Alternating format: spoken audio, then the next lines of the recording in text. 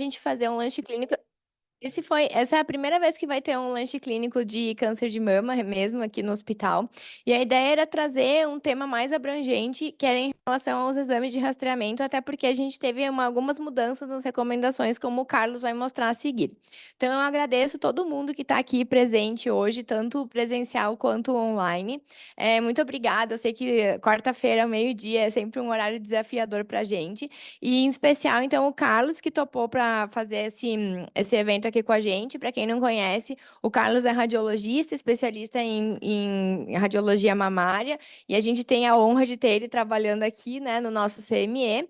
Além disso, a gente convidou o doutor Lajinha, que já é oncologista já velho conhecido da casa, né, doutor Lajinha? Mastologista aqui, e a Gi também, mastologista aqui do 9 de julho. Então, muito obrigada a todos. E aí, vamos começar então. Obrigada, Carlos. Queria agradecer o convite. Então, a gente vai discutir as atualizações que saíram ano passado do CBR, SBM e Febrasgo para rastreamento de câncer de mama no Brasil. É importante porque assim, o Brasil é um país que a gente não tem uma rastreamento tão efetivo por todo o país, mas os estudos aqui são bem é, importantes até em nível mundial para recomendações e importância do rastreamento, né? Então, eu vou começar com um casinho só para poder ilustrar, porque eu sou radiologista, eu gosto de ver exame, né? Então, uma mulher, 48 anos, com risco habitual, fez uma mamografia de rastreamento, negava queixas. Ela, na mamografia, ela tinha uma mama heterogeneamente densa, não tinha calcificações suspeitas para fazer uma ampliação, talvez uma assimetria focal no terço posterior da junção dos quadrantes mediais, quadrante inferomedial da mama esquerda. As duas primeiras imagens são as incidências craniocaudais e as duas segundas são médio-laterais oblíquas. A gente faz sempre 4 incidências no rastreamento de câncer de mama para poder topografar e avaliar bem as mamas, né? Aqui no hospital, a gente dispõe de tomossíntese, então a gente faz com frequência, e assim, eu sou um grande fã de tomossíntese, e na tomossíntese a gente consegue ver que tem um nódulo especulado bem posterior no quadrante inferomedial esquerdo, fez uma ressonância que realçava, e era um carcinoma lobular invasivo, ou seja, foi um rastreamento de sucesso, porque a paciente não tinha queixa nenhuma e fez um diagnóstico precoce com axila negativa, né? Então eu trouxe esse caso para ilustrar, e para dizer que a importância do rastreamento no Brasil, a construção de artigos, de pesquisas e de recomendações pelas sociedades em conjunto é importante. E trouxe esse artigo de 2022, uma meta-análise que avaliou várias recomendações de vários países. E aí, para mostrar que na América Latina eles só pegaram duas recomendações das guidelines brasileiros. Ou seja, aqui a gente faz material de qualidade para mundial, né? E, em média, sempre anual, a partir dos 40 anos, esses países indicavam o rastreamento com mamografia para câncer de mama, né? Então, no Brasil, a gente teve recomendações dessas sociedades em conjunto em 2012, 2017, e foi atualizado ano passado. Foi esse artigo, saiu nas revistas das 3 sociedades, né? O Colégio Brasileiro de Radiologia, Federação Brasileira de Ginecologia e Obstetrícia e a Sociedade Brasileira de Mastologia. Então, por que rastrear a mama? O rastreamento reduz a mortalidade específica em 22 a 30% nas mulheres na faixa etária de 40 a 74 anos. Melhora a qualidade de vida avaliada por índices específicos, como o QALY, e aumenta o diagnóstico de tumores iniciais, como naquele caso, com axila negativa, e diminui a porcentagem de 28% de tumores avançados. Então, tem muitos pontos positivos, né? Como efeitos adversos do rastreamento, a gente pode falar sobre o diagnóstico, que é muito discutido, mas, assim, é difícil você falar que aquele tumor que foi biopsiado não iria causar uma doença mais agressiva. Então, assim, os estudos perdem isso porque você não vai ficar esperando quando você tem um diagnóstico para poder comparar, né? Pode ter carcinoma induzido pela radiação, mas as doses empregadas na mamografia atualmente estão nos limites estabelecidos, tanto mamografia como tomossíntese, mas, de toda forma, o médico radiologista, o médico que vai avaliar, ele vai também considerar a quantidade de imagens, se precisa complemento ou não, porque toda paciente vai ter um rastreamento individualizado, é o ideal, né? pode aumentar a quantidade de biópsias que vêm benignas, isso é um defeito, mas também não justifica não rastrear essas pacientes. Então, esse estudo de 2017, ele mostra que a tomossíntese ele aumenta o diagnóstico em até 2,8 pacientes para cada 1.000 rastreadas, em paciente de risco habitual, né? E diminui a reconvocação. Novamente, nessa recomendação foi incluída a avaliação de tomossíntese também.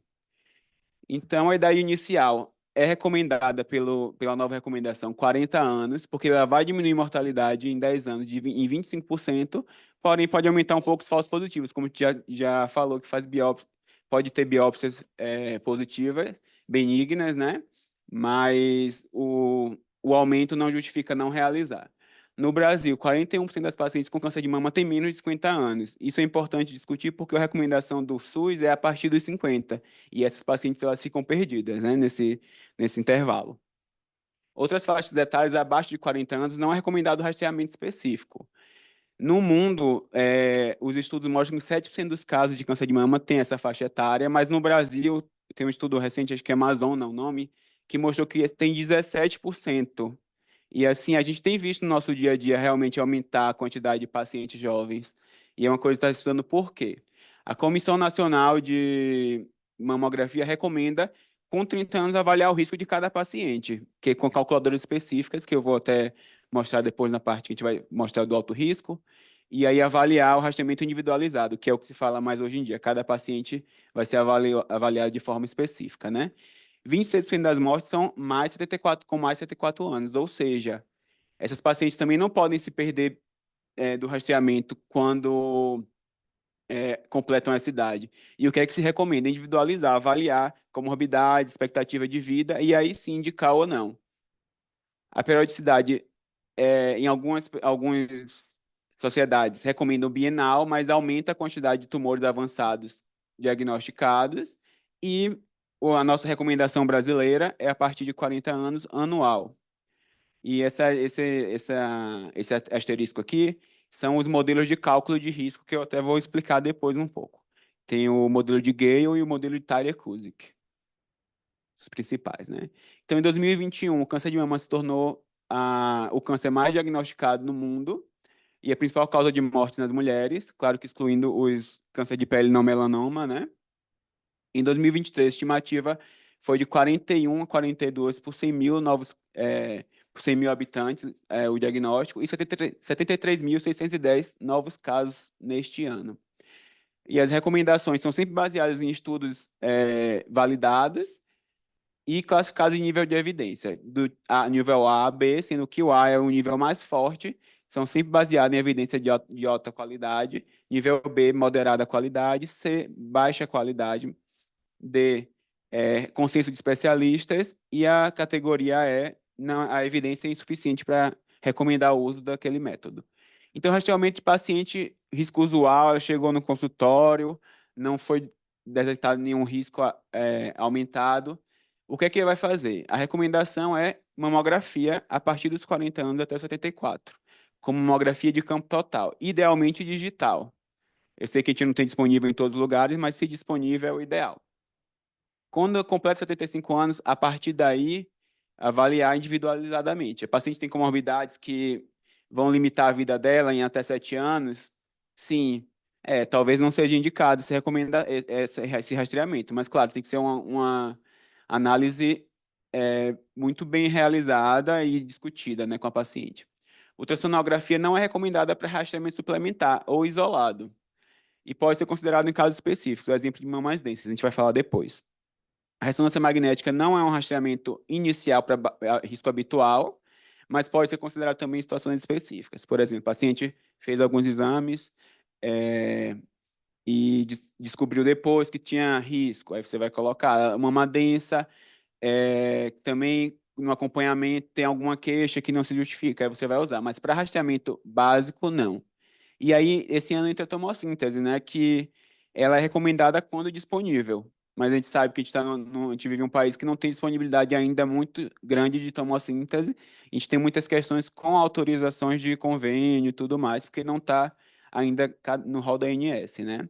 Então, quando realizado, indica-se o combo ou a tomossíntese e a mamografia 2D associada, ou a 2D sintetizada, que é uma evolução da tomossíntese. Categoria B, né? Mamas densas, o rastreamento é semelhante na mamografia, mesmas indicações. O que vai mudar, que coloquei em verde, é só a ultrassonografia e a ressonância, né? A ultrassonografia anual pode ser considerada adjunta à mamografia, pelo caso da mama densa, né? Então, quando o médico ele vai receber, vai ter lá que ela tem uma mama densa, então ele vai avaliar, não, eu acho que a gente está embasado em indicar uma ultrassonografia para rastrear essa paciente. E a ressonância magnética também pode ser considerada como adjunta e com a periodicidade avaliada pelo próprio médico. A categoria de indicação da ultrassonografia de recomendação é B, é moderada, e a ressonância é C, né? É baixa.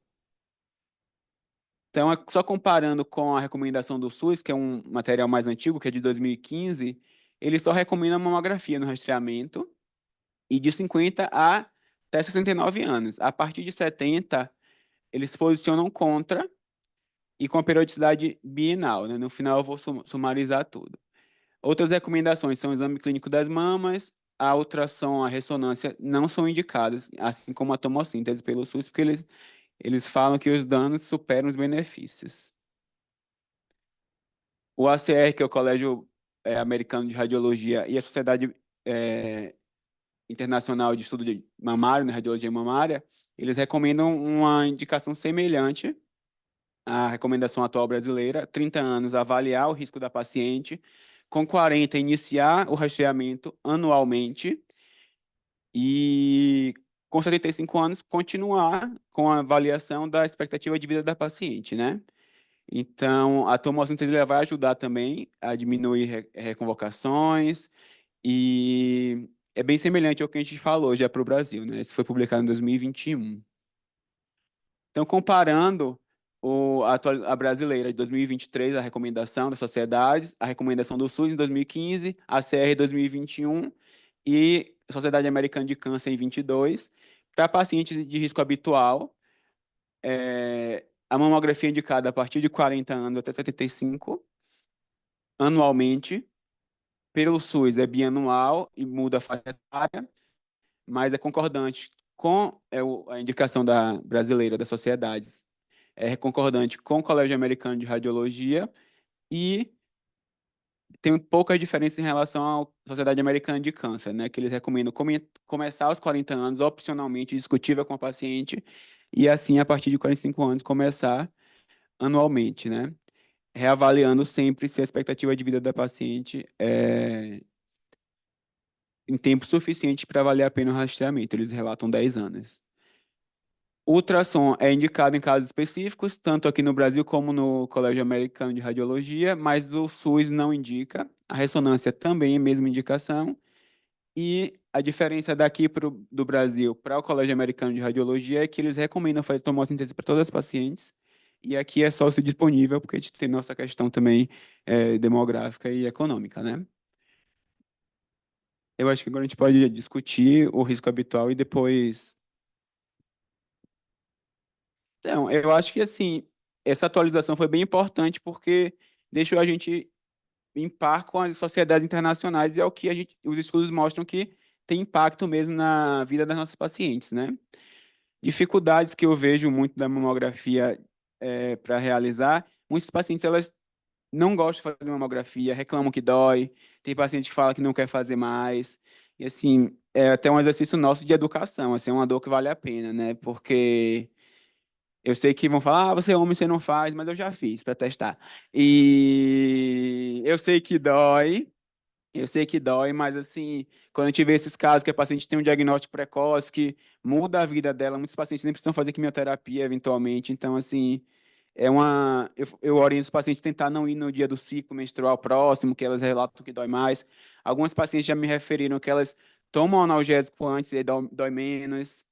Mas, assim, é um exercício de educação mesmo em nossas pacientes. Não sei se vocês têm alguma opinião também sobre isso.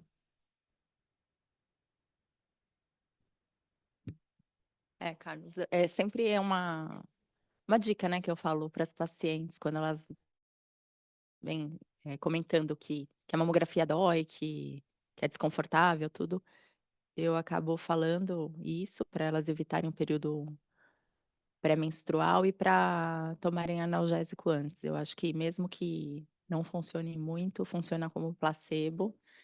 E aí eu falo para tomarem dipirona, aham, eu falo para tomarem Novalgina 1 hora antes.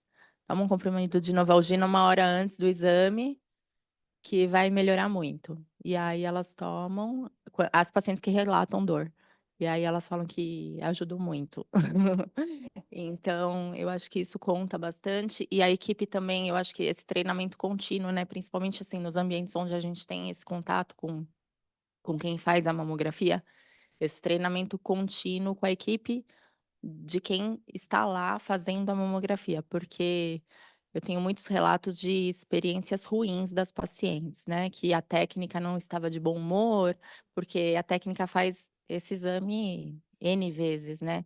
E então, essa pessoa que está atendendo a paciente, ela ter essa empatia, né? De se colocar no lugar da paciente e saber que esse exame pode ser desconfortável. A paciente pode estar lá por uma suspeita de uma doença, pela palpação de um nódulo, e ela se colocar ali com empatia, isso faz toda a diferença também, né? Então, a experiência do paciente faz toda a diferença na dor, e tudo mais. Agora, é muito interessante o SUS se colocar contra, né? Taxativamente, né? Contra a tomossíntese, a gente sabendo que aumenta bastante o número de diagnósticos de câncer de mama.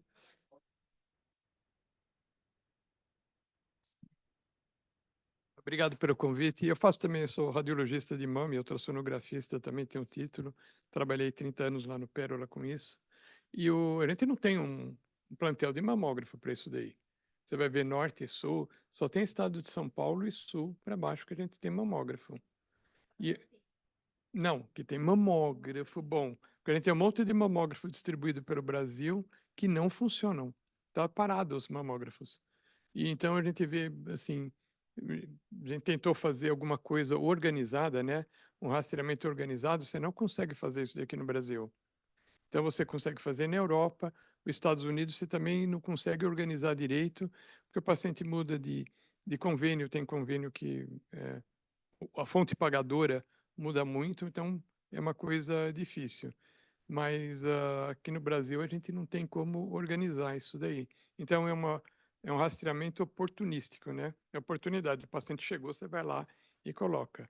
E isso daí está super correto. Se a moça que não estiver ajudando a paciente para fazer a mamografia, tudo altera. E a gente vai ver para cada 1000 casos que você faz mamografia, você vai descobrir 2 cânceres. Até 8, mas vai. É, Quanto uma síntese de 6 até 8 para 1000. en- Parece pouco, mas faz diferença, né? então, a mulher está colocando lá Uhum. 4.000 mamografias e ela fica cansada. Então tem toda essa parte, mas tem que dar é o que muda muito a qualidade da mamografia e a pessoa que está posicionando a paciente. É que o aparelho é gelado, aperta. Elas reclamam muito da compressão. Eu sempre falo para elas, né? A compressão tem 2 fatores. Elas falam, diminui a radiação. Diminui? Eu falo, Isso diminui. tem que. E afasta e a gente vê melhor. Elas, então vale a pena, né? Mas realmente, por exemplo, a tomocítese ela aumenta o diagnóstico, mas aumenta o tempo de exame também. Então ela sente dor mais tempo. Quanto tempo, Maurício? Depende da marca, né? Mas assim, de 8 segundos a adquisição de tomossíntese até 25 da marca, o que demora mais é a Siemens.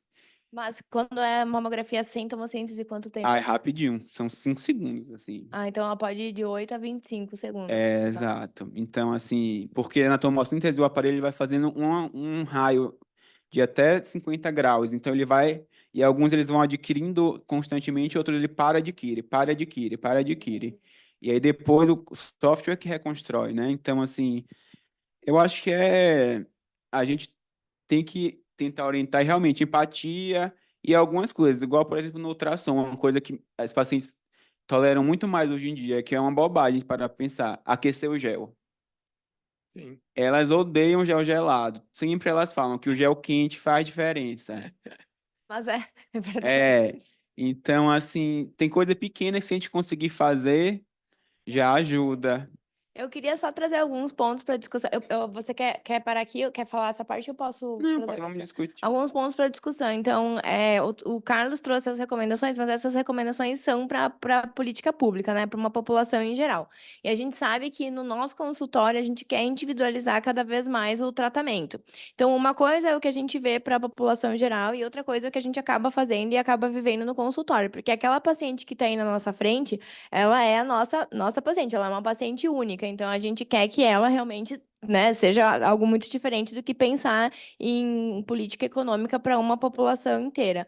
E aí a Rô tá aqui, né, que a nossa enfermeira navegadora, ela não me deixa mentir. A gente tem muita paciente com diagnóstico de câncer de mama com menos de 40 anos, né? Você colocou 7%, gira em torno de 4,5% a 8% no mundo esse diagnóstico, e a gente sabe que tem aumentando. Então, Rô, se você quiser comentar alguma coisa também, mas aí eu queria aproveitar o doutor Lajinha, até a Tamise, que veio estar aqui, e a Giovana, para saber como é que vocês têm feito no consultório de vocês em relação a paciente com menos de 40 anos. Se vocês têm individualizado os pedidos, se vocês não têm pedido, se têm pedido só se tem queixa, como é que tem sido a rotina de vocês em relação a isso? Se você quiser começar, Rô, depois a gente passa para... Bom, gente, obrigada, doutora, pelo convite. Como eu estou ali no dia a dia com ela, eu vejo que o cuidado que a gente tem que ter com essas pacientes é muito grande, porque foi o que você falou. Acho que a empatia que a gente tem que ter nesse momento é muito importante, né? Se colocar no lugar do outro. E quando o paciente vem com esse diagnóstico para a gente tenta fazer o planejamento melhor possível para que ela se sinta acolhida, né? Então, ela tem um tratamento diferenciado aqui com a gente, né? Todos os nossos pacientes, nós da navegação, temos um telefone onde que ela pode nos chamar. Então, acho que é um canal mais aberto, né? Onde a gente vai individualizar realmente o planejamento dela, né? Quando sai da consulta com a doutora Bruna, eu tento conversar com essa paciente para que eu possa colocá-la dentro da instituição e que ela fique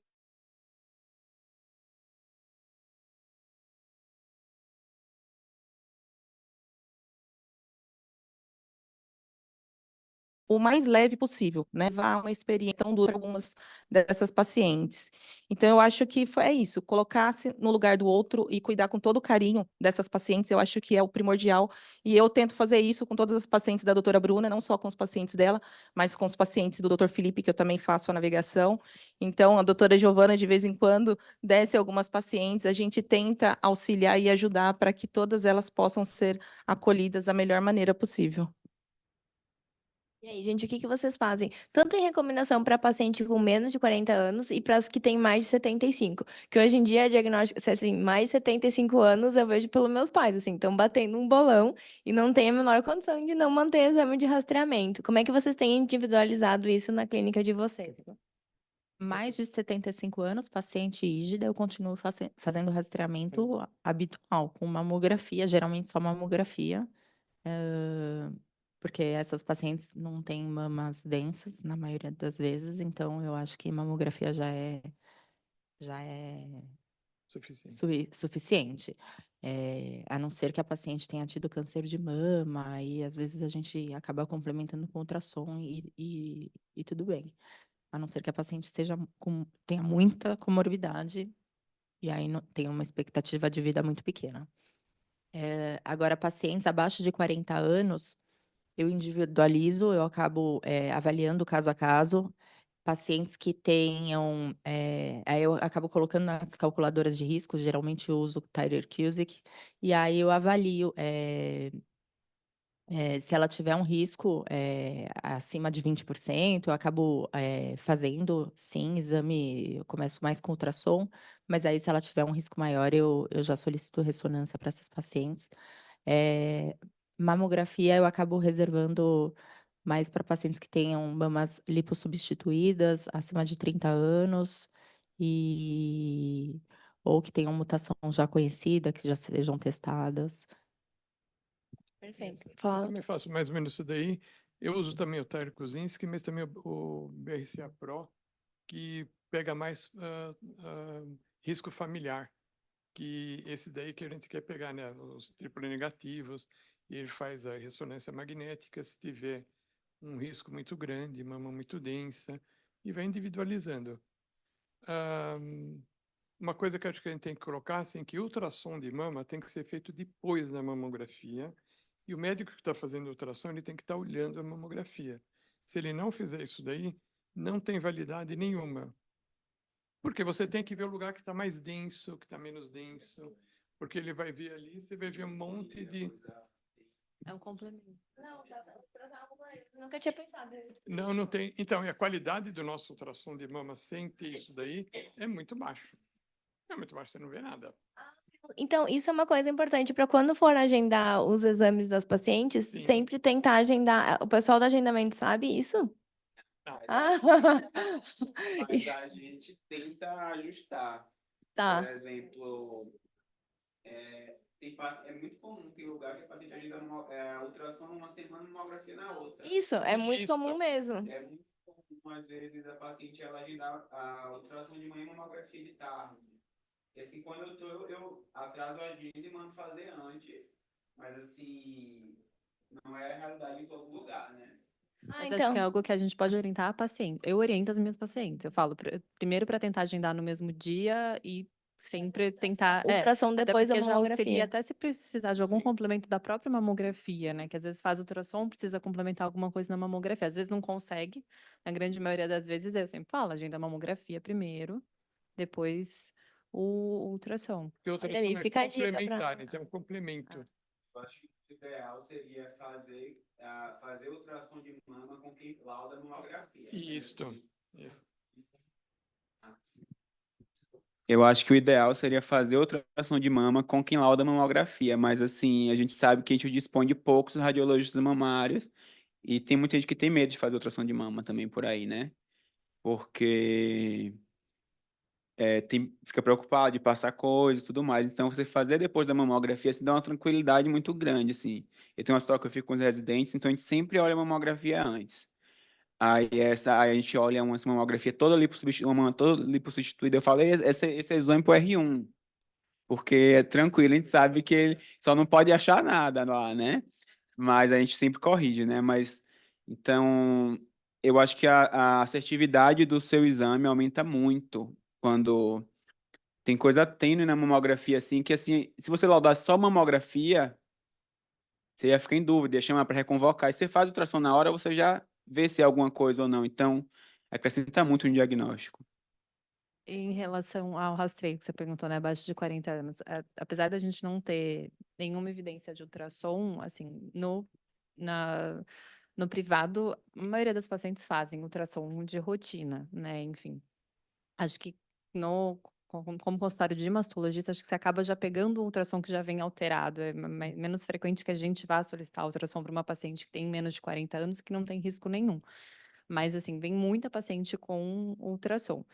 Eu acho que é uma questão que a gente tem que avaliar. Primeiro, onde faz, qualidade do exame, enfim, acho que são várias outras questões, mas não teria uma evidência de rastreio. Agora, eu uso calculadora também, não uso com todas as pacientes, porque eu acho que tem paciente que, às vezes, como ela faz superestimação da maioria dos riscos, principalmente a Tarcosic, tem paciente que às vezes não sabe entender ali que é um risco calculado, enfim. Então, primeiro eu entendo se a paciente consegue entender o que eu vou fazer da calculadora e não vai surtar.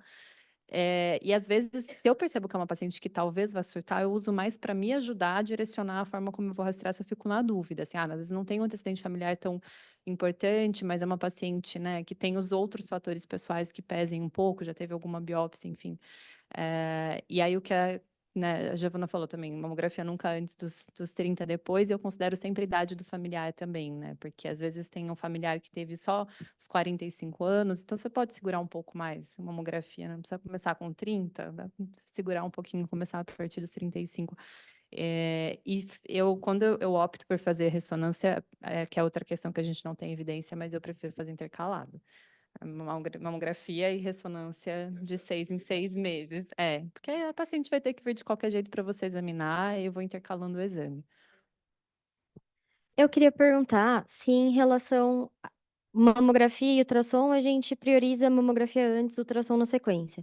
Se a gente indica a ressonância, tem que ter alguma relação também de ordem com faz ressonância antes, faz ultrassom na sequência? O ultrassom é sempre o último. Se fizer ressonância, o ideal é ser a primeira, mas assim, se a paciente fizer mamografia antes, onde eu laudo, às vezes eu não libero a mamografia, eu reconvoco para fazer depois de ver a ressonância, mas a ressonância ela tem o contraste, né? Então tem um estudo dinâmico, a gente vai ver o sangue chegando lá e a angiogênese do tumor. Então, assim, pode surgir coisa que não vai ter em nenhuma, e às vezes a paciente já faz uma ressonância e a gente pede mamografia para ver se tem microamorfa que não apareceu ali. Então, assim, a ordem é ressonância, mamografia e ultrassom, sempre que possível. Mas, assim, muitas dessas questões de agendamento é porque eles querem resolver a vida do paciente. Não tem horário, eles vão botando, encaixando onde está.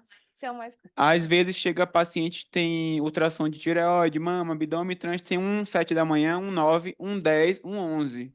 Eu acho que eles não entendem que a paciente vai tudo de uma vez, né? Então, assim, eles querem resolver a vida, fazer o que eles podem. É uma boa ação que não dá certo, mas, assim, é um meio isso. No hospital tem uma coisa, ela faz a ressonância aqui no hospital e os outros exames no CME, então já fica mais difícil também de fazer, às vezes.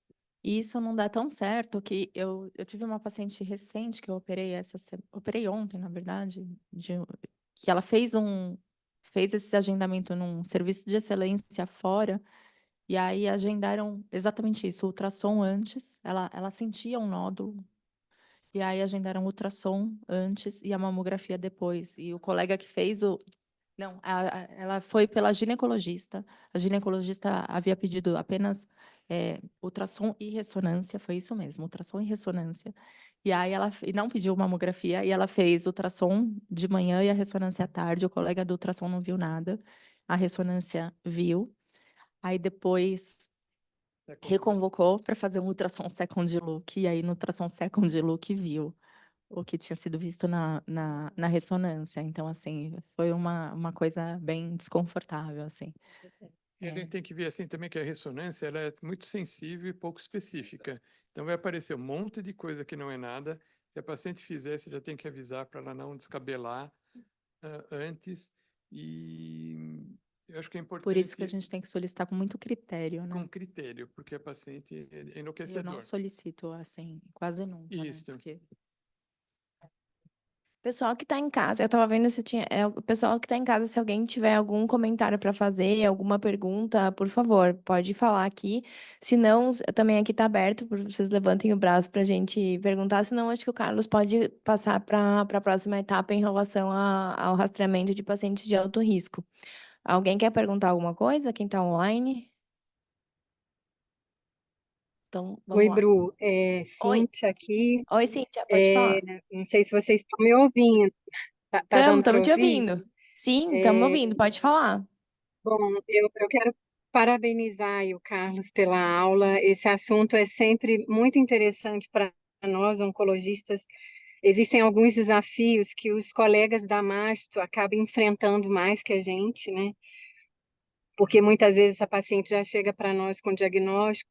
E eu queria a gente até teve um masterclass recentemente e a gente discutiu o tema, né? A Bruna organizou no mês passado. E eu sou pró-oncogeriatria, estou aí na minha pós-graduação em vigência, e me desconforta muito algumas pacientes que chegam de até alguns convênios verticalizados, que eles têm adotado algumas medidas próprias, até mesmo para definir até quando a paciente vai fazer o rastreio. Então, eu não sei, a colega que falou que faz, né, habitualmente, dependendo da performance, da expectativa de vida da paciente, eu acho que sim, mas cada vez mais nós, oncologistas e mastologistas, a gente está tendo que se munir de arsenais e considerados em relatório médico para poder justificar alguns exames.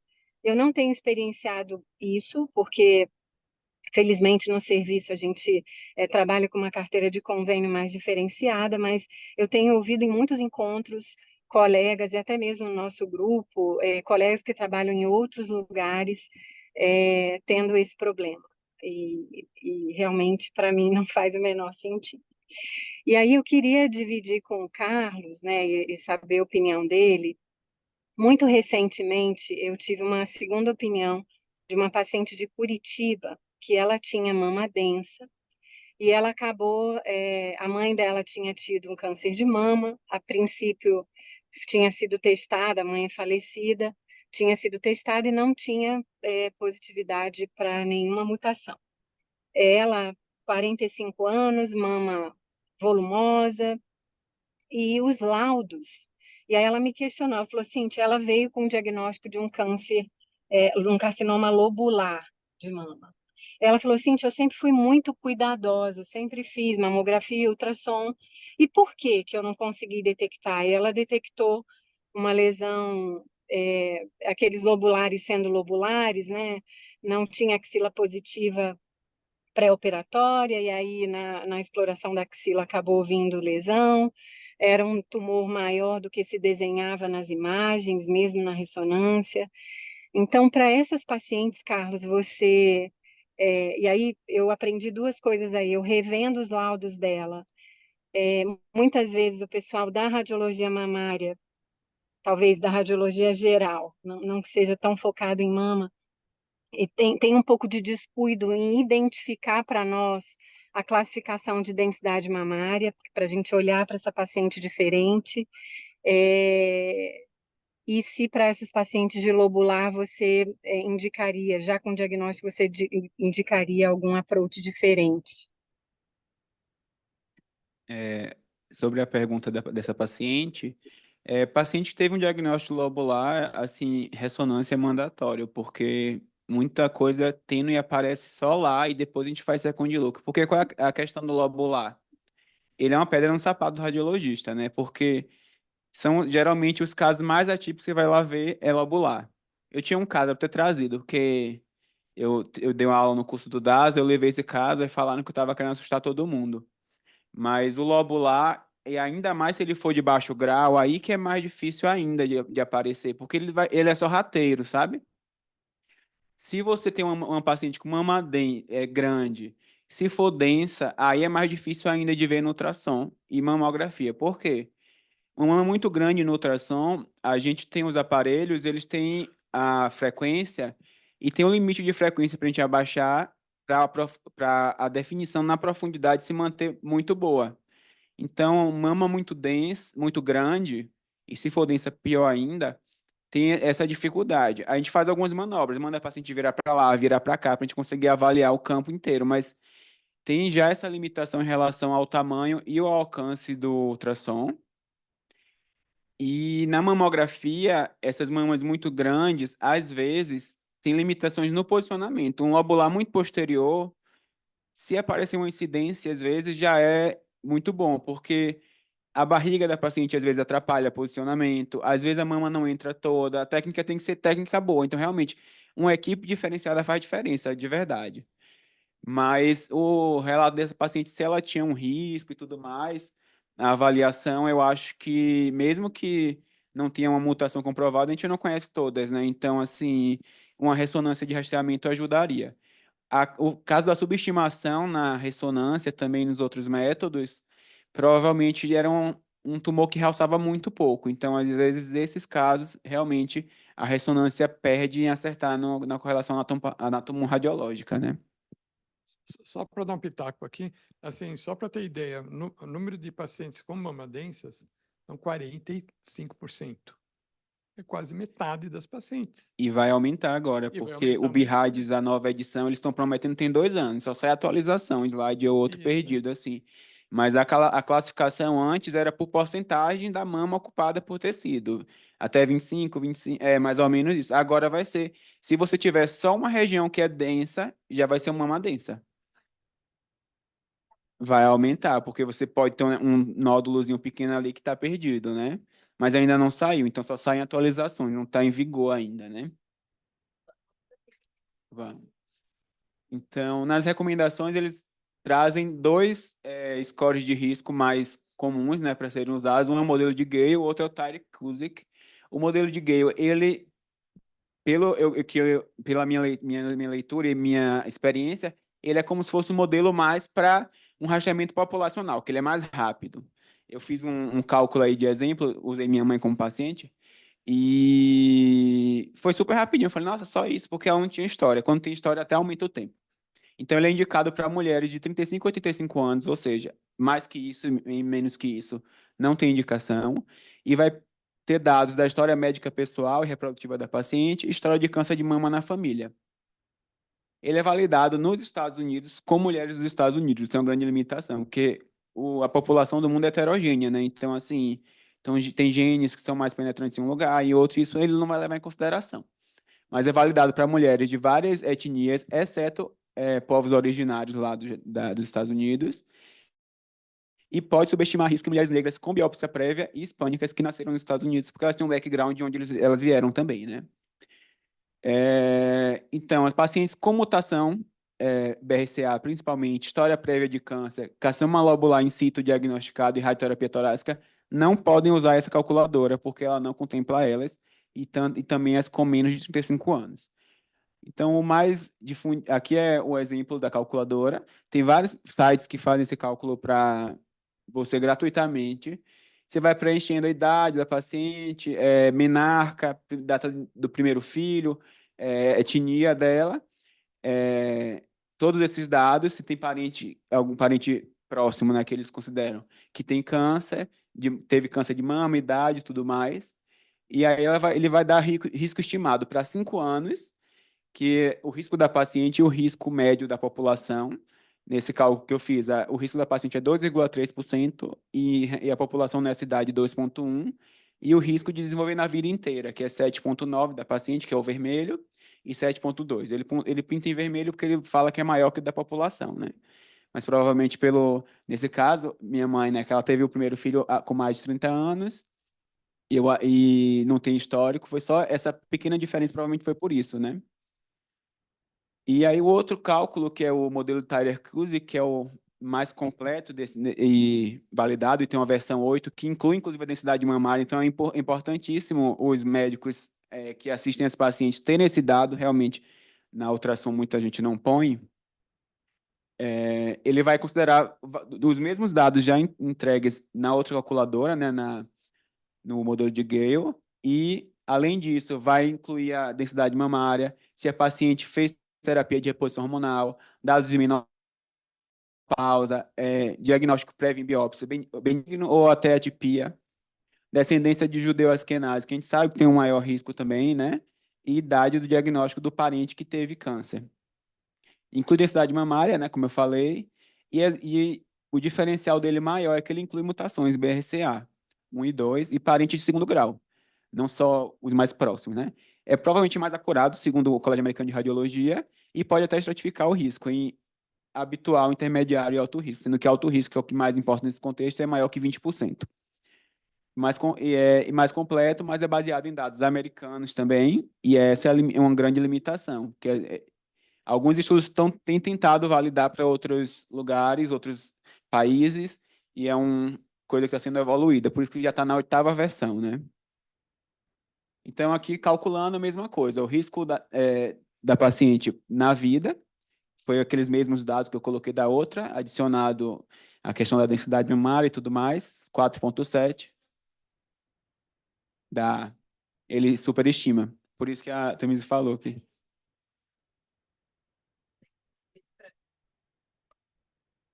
Eu já calculei o meu risco para ver, algumas vezes. E mexendo na calculadora em algumas informações minhas para tipo, ver o que poderia mexer mais. A altura é uma coisa que influencia, porque tem um estudo antigo que mostrou que a altura poderia aumentar o risco de câncer de mama. Eu tenho mais de 1,70 m. Então, assim, eu não tenho nenhum antecedente familiar. Tudo bem, eu tive filho depois dos 30 anos, mas, assim, o risco, quando eu mexo na minha altura exclusivamente, se eu me coloco como 1,60 m, meu risco cai, entendeu? Então, tem algumas informações que ele, assim, que ele mexe no risco de um jeito que aí meu risco vai para um risco intermediário, e, assim, então, são algumas coisinhas que você tem que entender que talvez ele esteja, sim, superestimando, porque, assim, ele tem muito dado, que é melhor, né, que ele tem mais dados, principalmente da questão familiar do que o Gale, mas ele superestima. E engraçado que a obesidade e sobrepeso é um fator de risco, e se você diminuir o tamanho, teoricamente o IMC aumentaria, e a paciente mais alta ainda tem mais risco por ele. Exato.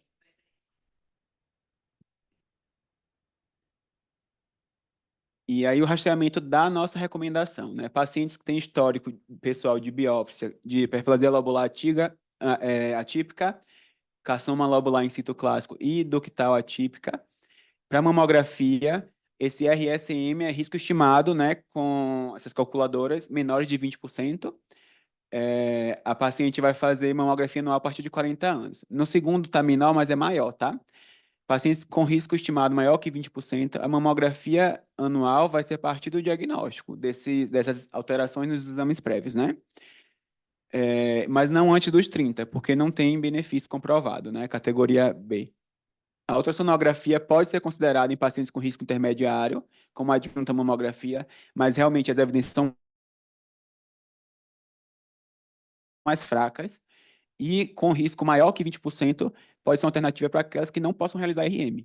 Alguns casos também eu já vi muita gente que solicita intercalado com a RM junto com a mamografia, né? A ressonância magnética com risco maior que 20% deve ser considerada anual, a adjunta mamografia, mas não antes dos 25. Tem a categoria B, então tem uma evidência moderada. Tomossíntese, como em todos os outros, eles falam que ela é recomendada quando disponível, pelo que a gente já discutiu, né? Disponibilidade. E é interessante falar que a paciente que teve um HDA antes, o risco aumenta até 5 vezes de chance de ter um carcinoma. A que teve hiperplasia lobular atípica, até 4,8 vezes parecido, né? Mas o lobular in situ até 10 vezes. Então, assim, a gente teve até um caso recente, ano passado, uma paciente que ela já tinha um diagnóstico de lobular in situ há um tempo, acho que ela não fez a terapia constante, com tamoxifeno e tudo mais, e aí depois ela teve um lobular invasivo ocupando toda a mama. Então, realmente, o risco é maior. E a paciente que já tratou a mama para um carcinoma invasor ou CDIS, aí você vai diferenciar pelo tratamento dela, né? Se ela fez cirurgia conservadora, mamografia continua anual, após no mínimo 6 meses da radioterapia, porque a radioterapia vai ter os achados de espessamento da mama, edema e a dor também, né? Se ela fez uma mastectomia, sua mama é contralateral. A mastectomia não tem uma indicação estabelecida de você fazer uma mamografia de rastreamento para essas pacientes, né? E as que fizeram adenomastectomia, você pode fazer uma mamografia após 1 ano da cirurgia, avaliar se tem tecido lá, se não sobrou, se ficou quase nada, e aí individualizar, dependendo do achado da paciente, né? A ultrassom pode ser uma alternativa para paciente que tem ressonância indicada, mas não pode fazer. A ressonância magnética nas cirurgia conservadora ou mastectomia, no caso de avaliar a mama contralateral, se tiverem diagnóstico com menos de 50 anos ou mama densas, elas devem realizar ressonância após 1 ano do tratamento. Tomossíntese, você vai fazer também quando disponível, né? O combo. O rastreamento em mulheres com história pessoal de radioterapia torácica. Essa é geralmente o mais comum. São pacientes que fizeram na infância e adolescência, né? Tiveram um linfoma e fizeram radioterapia, mas existem outros casos. Então, o exame vai ser uma mamografia anual a partir do 8º ano após o tratamento radioterápico. Mas essas crianças jovens não vão fazer porque tem que ter 30 anos a indicação, né? Categoria A. Então, a gente vai ter que lançar a mão de outros exames, que a ultrassom pode ser utilizada quando a ressonância, por qualquer motivo, não puder ser realizada. E a ressonância vai ser usada com mulheres que tiveram radioterapia antes dos 30 anos e vão fazer após 8 anos, mas não antes dos 25. Então, se a paciente está acompanhando exame clínico até os 25 anos, pode avaliar eventualmente uma ultrassom que não está contemplada, mas muita paciente tem queixa, tem demanda também, né, de fazer o exame e ficar preocupada. E a tomossíntese também é a mesma coisa, quando disponível. Então, a partir dos 25 anos, teve 8 anos de tratamento ressonância, a partir dos 30, já tem 8 anos do tratamento mamografia, né? E agora as pacientes mutadas, né, que são o nosso alto risco, e as pacientes com risco superior a 20% sem mutação comprovada, né? Mamografia. Se ela tem um BRCA1 mutado, ou não foi testada, mas tem uma parente que teve o diagnóstico, a mamografia anual a partir do diagnóstico da mutação, mas só depois dos 35 também. Se tiver a mutação do TP53, mesmo contexto, testada ou não testada, mas tem um parente primeiro grau portador, também com 35 anos você vai fazer. Se for BRCA2, a partir da mutação também, do diagnóstico da mutação, vai ter o diagnóstico, mas 35 anos, alguns relatos falam em 30 também. Mulheres com risco maior ou igual a 20%, mamografia anual iniciando 10 anos antes da idade da parente mais jovem que teve, não antes dos 30 anos. Tá? Ultrassonografia pode ser adjunta quando a ressonância não for factível, né? A ressonância, paciente com BRCA1 mutado, naquele contexto, testada ou não, com parente de primeiro grau testado. Então, a ressonância anual, a partir do diagnóstico da mutação, não antes dos 25. Mulheres com mutação de TP53 não testadas, mas com testadas ou não testadas, mas com parente primeiro grau portador. Aí vai mudar a indicação, né? Que vai ser a partir do diagnóstico, mas não antes dos 20. Aí a gente vai diminuir um pouquinho o início para 20 anos. E com BRCA2, mesmo contexto, testado ou não, com parentes testados em primeiro grau, a partir dos 30, quando feito o diagnóstico. E pacientes sem mutação comprovada, com risco maior que 25% anual, 10 anos antes do primeiro parente, não começa antes dos 30 anos. A tomossíntese sempre indicada quando disponível. E aqui só um casinho para ilustrar o final, também uma paciente com uma heterogeneamente densa. Ela fez uma mamografia de rastreamento sem queixas, ela tinha 48 anos. Ficou depois, né, 54 anos, perdão, em rastreamento sem antecedentes. E aí, na tomossíntese, a gente vê uma distorção com calcificação de distribuição linear. Tinha um nódulozinho com margens microlobuladas, também na mesma mama.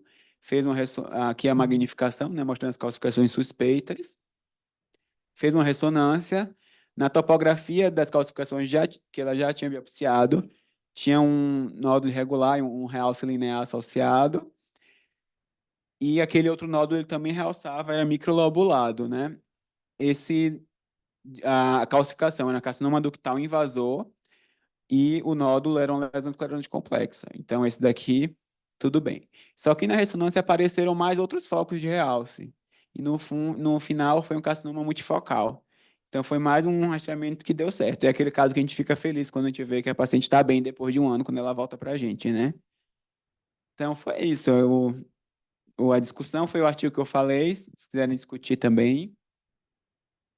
Obrigada, Carlos. Eu acho que essas pacientes a gente, né, no consultório, a Mari, a Rô, acabam vendo com a gente acaba vendo os pacientes de mais alto risco e que já tiveram diagnóstico de câncer de mama. Então, é uma situação totalmente diferente do que a maior parte das pacientes do mastologista, que vocês acabam pegando também, muitas pacientes já com câncer de mama, mas acabam pegando muito de rastreamento mesmo, e pacientes que nem chegam pra gente, né, que não tem o diagnóstico. Então, como que vocês lidam com isso? Como que vocês instruem as pacientes a fazerem esses exames? Vocês já falaram que às vezes intercalam ressonância uma vez a cada 6 meses, ressonância uma vez, daí 6 meses depois mamografia e ultrassom.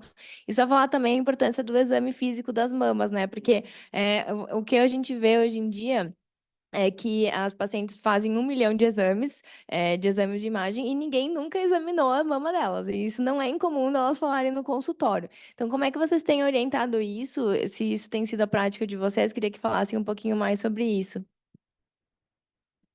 Mari, você quer falar alguma coisa também? Isso eu acho que é engraçado até, porque é uma das frases que eu mais ouço. E eu acho um absurdo. A gente ouve muito também por isso. Assim, doutora, você é a primeira médica que me examina as mamas. Eu falo, como assim, né? Porque a maioria das pacientes estão acostumadas a passarem com ginecologistas gerais, e os ginecologistas não examinam mais as mamas, né? Isso é uma coisa estranha até da gente ouvir. Mas, infelizmente, está se tornando muito frequente. São os exames, os médicos pedem exames e infelizmente, até alguns mastologistas. Eu já peguei pacientes que já chegaram para mim com resultados de exames alterados vindos de outros colegas que falaram assim, não, você vai fazer os exames e depois volta e aí eu te examino e vejo os resultados. Então, a gente vê que a gente está vivendo uma medicina totalmente invertida, né? Porque a gente já pegou, eu com a Bruna, a gente já pegou paciente que tinha uma queixa de um nódulo palpável que, infelizmente, o colega falou, um ginecologista geral falou assim, faz um ultrassom. O ultrassom veio normal, ela tinha 20 e poucos anos, ela tem 20 e poucos anos.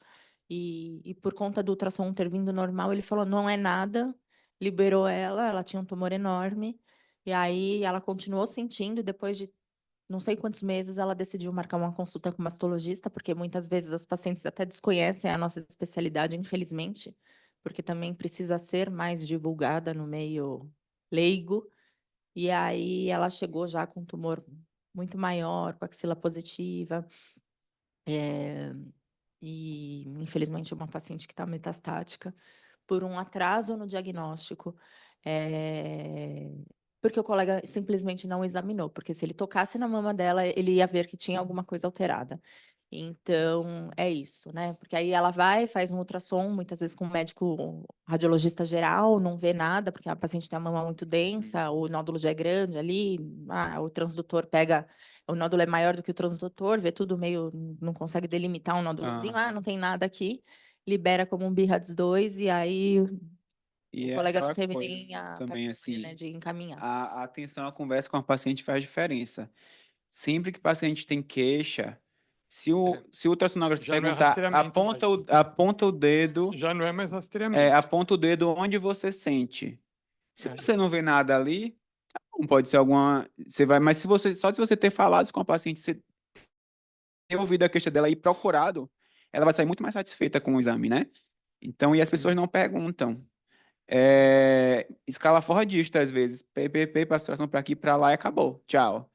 Não, as minhas pacientes, todas eu falo assim, fala para o médico que vai fazer seu exame, ó, fala assim, ó, eu tô fazendo exame por causa disso, nem que seja uma mama acessória, ó, a médica pediu para ver aqui, a minha mama acessória, a médica tá pedindo porque eu tenho um nódulo aqui, é para fazer, porque eu falo, não sei se são todos os radiologistas que vão ler o pedido, né, deveriam ser, mas a gente não sabe, né, então, às vezes a gente fala, vai fazer o exame aqui, mas ela vai agendar ali, não Onde tem ela consegue agenda, não conseguiu, primeiro. o convênio não liberou, enfim. Então, por N motivos, infelizmente acontece isso. Mas o exame físico, com certeza, porque às vezes tem um tumor no suco inframamário, a mamografia não vai pegar, porque aquela técnica não estava no dia de bom humor, ou está lá posterior Só entra em um incidente. no peitoral, e aí também não chegou e não fez o exame adequado, né? Que não chegou até o peitoral. Então, infelizmente, acontece. Eu acho que tem que ter uma educação, primeiro da paciente, acho que as pacientes têm que se palpar, ninguém vai fazer diagnóstico precoce palpando mama, mas a paciente se autoconhecendo é muito importante. Segundo, as outras especialidades têm que orientar também a paciente a fazer exame de autoexame e fazer a mamografia. E Então, levar acho os muito exames anteriores importante, assim, também, né? Que elas não levam. Sim, e levar anterior. Aí elas não levam, falam, eu tô controlando um nódulo. Eu falo, mas cadê o exame anterior? Não trouxe. Está lá em casa. Nós duas falamos para levar todas as vezes e ela não vem. Não vem. Já é uma mama super difícil de avaliar. E aí, toda vez que ela vai fazer a ressonância, ela faz cada vez a ressonância num outro lugar. Então, assim, não tem condição.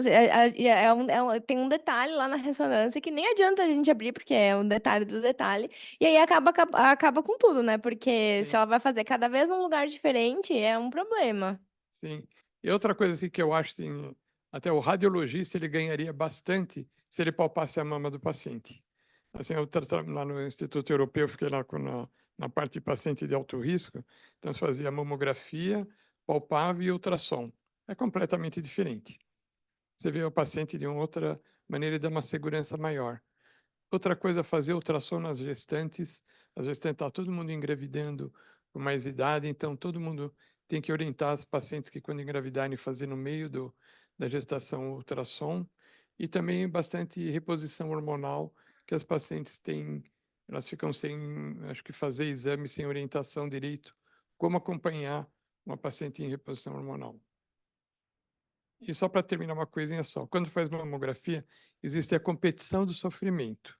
Então, uma fala, a minha sofri mais, porque eu apertei 10 vezes, a minha quimioterapia caiu mais o cabelo. Então, assim, a gente orientando tanto para mamografia, colonoscopia, o ser humano é isso daí.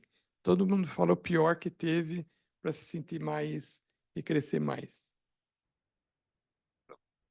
Não, eu acho que, assim, a questão do exame físico, né? Acho que a única desculpa que a gente tem para não examinar a paciente é a teleconsulta. Assim, tirando isso, não faz sentido. Mas, infelizmente, a gente vê com frequência, né? Mas a maioria das pacientes, assim, a paciente sente mais o nódulo dela do que o médico. Se você pegar o Isso mastologista é para com certeza. palpar e a paciente vai descobrir mais.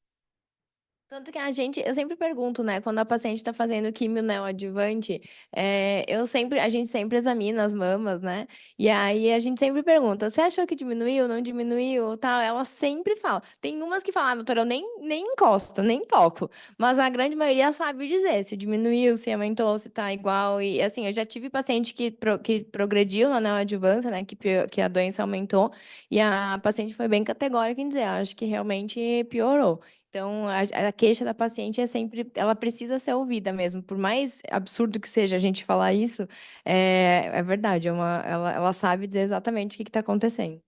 E acho que principalmente nas situações de pacientes jovens, porque aí são pacientes que fogem do rastreio e que acho que as pessoas acabam menosprezando a queixa e, assim, não é incomum, é isso, a gente falou um caso dela, eu tenho um caso também de uma paciente de 27 anos que acabou fazendo diagnóstico metastática, que ela tinha uma descarga papilar um ano antes que não foi valorizada, porque ela tinha 27 anos, então, assim, a gente precisa, acho que principalmente nessa faixa etária que não faz exame de rastreio, a gente tem que valorizar ainda mais. Temos inúmeros dessas no consultório e todas, assim, é muito comum essa queixa de, eu fui no médico, e aí fiz o exame, fez o ultrassom, veio qualquer outra coisa e falou que não era nada e, assim, poxa, faz uma biópsia que seja, se tem uma queixa recorrente de alteração, né, acho que, pelo menos para ter certeza de que a gente não está falando nenhuma besteira, né? Rô, você quer comentar alguma coisa? Mari, quer falar alguma coisa? Não? Pessoal que está online? E aí, às vezes, eu acho que, obviamente, o Carlos ele é expert, mas talvez nas comissões de radiologia vocês possam ter mais voz de sugerir, como muitas vezes essas pacientes não chegam para a gente, chegam para o ginecologista geral. Quando essas pacientes jovens chegarem para vocês fazerem algum exame, elas tiverem alguma queixa que vocês não consigam visualizar nesse primeiro exame, vocês colocarem uma nota, mas falarem isso para os colegas também, né? Porque eu sei que vocês já fazem, mas assim, para isso ficar mais difundido, porque às vezes o ginecologista geral vai ver lá um BIRADS2 vai liberar. E às vezes falar, sugiro, a critério clínico, complementar o exame com mais exames, entendeu? Deixar uma coisa assim mais É. na cara, assim. Categórico. A paciente está com queixa, prosseguir a investigação, entendeu? Uma coisa assim mais notória. Porque é isso, às vezes o ginecologista vai ler, não tem nada, libera a paciente. Às vezes, quando a Porque assim, não paciente... dá, infelizmente não dá para saber se foi um ginecologista geral ou um mastologista que pediu, né? Mas, assim, porque senão daria para escrever, né? Encaminhar para o mastologista. É isso, às vezes a gente não tem também, o paciente vem de fora só fazer exame. A gente, já de uma vez um chefe de um outro serviço começou comigo, agora você não pode falar para o paciente, marque aqui, você tem que perguntar se tem mastologista. Aí ela fala, não, fala, aqui estão ótimos os daqui. Aí, ou então já aconteceu comigo de paciente estar em rastreamento e assim, tinha dois nódulos muito feios assim na mama. Eu saí com ela para agendar no balcão a mastologia. Foi com você até, eu acho. Aí que eu ficava, quando eu ficava na sexta-feira, eu pedi encaixe, né? Mas assim, a gente tenta, mas é um pouco difícil até às vezes, porque a gente não sabe quem é o solicitante, se ele vai se incomodar. Então a gente tem que ser uma coisa meio. Sugiro o prosseguimento de investigação. é, Ou então falar com a paciente que se ela contar para o médico que foi, ele vai avaliar também. Eu falo assim, volta a falar com o seu médico, porque tem essa questão um pouco, mas eu concordo que assim não dá para não valorizar, né? Se tem uma queixa, tem que ir até confirmar que não é nada. Não dá para, com ultrassom, com um exame que sabe que ele pode passar alguma coisa tênue, porque hoje em dia a gente sabe muito que tem lesão no nodular, que não é um nódulo especulado que você vê no livro, né? Então, assim, você vai valorizar se a paciente palpa, se tem algum outro exame. E é isso realmente muita gente que faz ultrassom por aí fez um curso de um final de semana, né? Não É. tem o know-how, não tem a experiência, né? E aí eu já peguei uma vez um linfonodo intramamário que deram BIRADS 4 É. e era dizendo que era um nódulo intraductal, quase na parede do tórax aqui assim, bem assim, pouco provável, né? Tem um ducto que pode, mas é um pouco comum. E a paciente gestante foi no gineco, ela falou que o gineco falou com ela que era câncer, que ela ia ter que ter o filho com 7 meses. E já ela disse que estava fazendo lá os exames de estadiamento para ir no onco. Aí quando eu olhei assim, eu fiz, não, mas eu não vou entrar mamário. Aí eu falei, você quer uma notícia boa? Aí ela falou, quero. Falei, não é nada não, viu? Pode seguir aí com seu filho. E acho que uma coisa que falta também aqui, assim, um pouco é a auditoria dos laboratórios. E antigamente tinha aqueles selos de qualidade, parece que a gente não vê mais isso daí. Então, a gente vê um monte de BIRADS 4, que você bate o olho ali, você vê que não é BIRADS 4.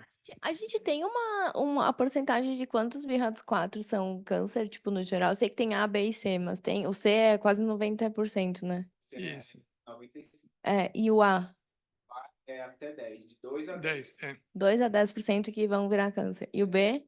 B é de 10 a 50 e o C de 50 a 95. Tá. É que nem todos os locais hoje em dia lauda o complemento. Muitas vezes eles acabam colocando só a BRAF 4. Ponto. É porque é recomendado, não é obrigado, né? Mas na auditoria que o BIRADS fala. Eu não coloco sempre, não. Eu costumo colocar assim quando eu tenho um nódulo, tipo um nódulo circunscrito, paciente mais de 40 anos, é novo. Aí eu boto 4A pro mastologista saber que é mais provável que não seja nada, né? Ou então, assim, quando tem muitos critérios, mas é recomendado mesmo. Eu acho que serve muito para comunicação com o médico solicitante também, para ele entender. Se ele fez a biópsia, era 4A e veio benigno, ele vai ficar tranquilo, né? Eu acho que é mais isso. Alguém quer comentar mais alguma coisa? Pessoal que está online, ou vocês aqui, o pessoal daqui, Mari, Rô, quer falar mais alguma coisa? Não? Nossos convidados? Alguém mais? Não? Então, acho que era isso, gente. Eu vou te liberar, Carlos, que eu sei que você tá na hora aí. Então, muito obrigada, pessoal. Obrigada mesmo. Obrigada para quem está online também.